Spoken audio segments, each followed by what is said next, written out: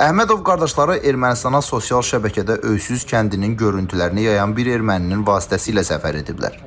2013-cü ildə olduğu kimi, indiki səfərdə də həmin erməni fermer qardaşların dədə-baba yurdlarını ziyarət etməsinə kömək edib.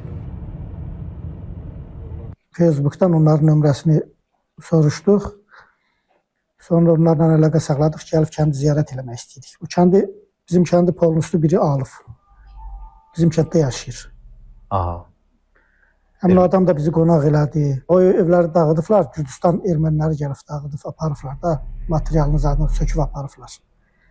Əmimgilin, böyük əmmin, Mehral əmmin evi durur. Sərhədi keçəndə sizi gördülər, Rusiya vətəndaşısınız, amma bildilər Azərbaycanlı olduğunuzu. Bildilər. Bildilər, gəldilər, yoxladılar, soruşdular ki, haraya gedirsiniz, nəyə gedirsiniz? Sənin milliyyətin nədir? Mən dedim, Azərbaycanlıyam da. Haraya gedirsən, dedim, doğulduğum kəndə gedirəm. Mən 14-cü ildə də getmişəm. Gedirəm oraları bir ziyarət eləməyə, orada doğulmuşam. Burada nə pis şey var ki? Onlar da yoxladılar, haradasa 8 saat orada yoxladılar.